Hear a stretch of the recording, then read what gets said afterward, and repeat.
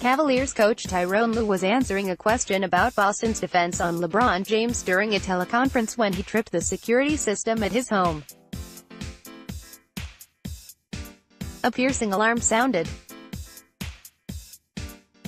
Lue said Thursday as he punched in a code to silence the screaming siren. While Lue and his home were clearly safe, and the lighthearted moment passed quickly, it was also symbolic of Cleveland's urgent situation. The Cavs are in a dangerous spot. Beaten for the third time in Boston in these home-sweet-home Eastern Conference Finals, Cleveland will face its second elimination game of the postseason on Friday night at Quicken Loans Arena. Game 6 is for everything. Except, of course, if there's a Game 7 on Sunday in Boston.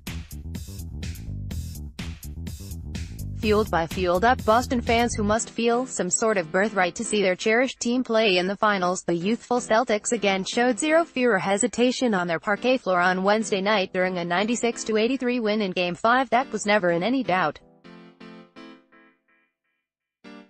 Despite shooting only 36%, the Celtics improved to 10-0 at home in the playoffs as coach Brad Stevens changed his starting lineup, shortened his rotation to 7 and released waves of defenders at James, who looked worn down as he attempts to advance to the NBA Finals for the 8th consecutive year.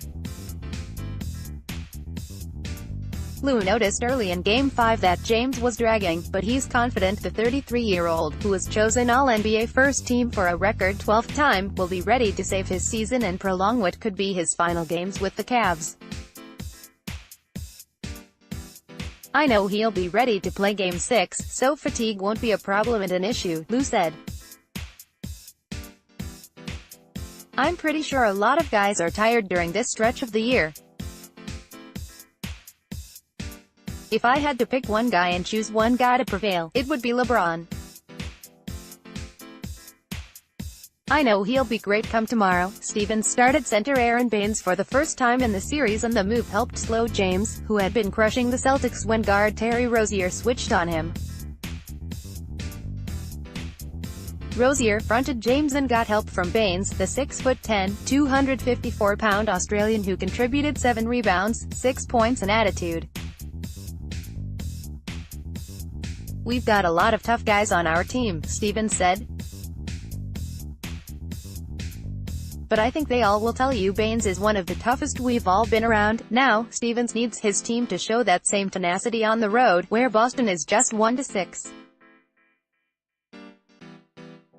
The Cavs, on the other hand, are counting on James to rebound. He pushed as hard as he could in Game 5, but for one of the only times in what has been a transcendent 13th postseason, he couldn't summon greatness. He didn't have his usual burst. He bent at the waist grabbing his shorts, his breathing labored. During timeouts, he wiped sweat and perhaps some frustration from his forehead. James is tired, for good reason. His teammates are draining him. Once again, James, who will play in his 99th game this season Friday, didn't get nearly enough help from Cleveland's other starters, and Lue didn't do him any favors, either. James had 26 points, 10 rebounds and 5 assists. Solid, but subpar by his standards, and he committed 6 turnovers and missed some makeable layups.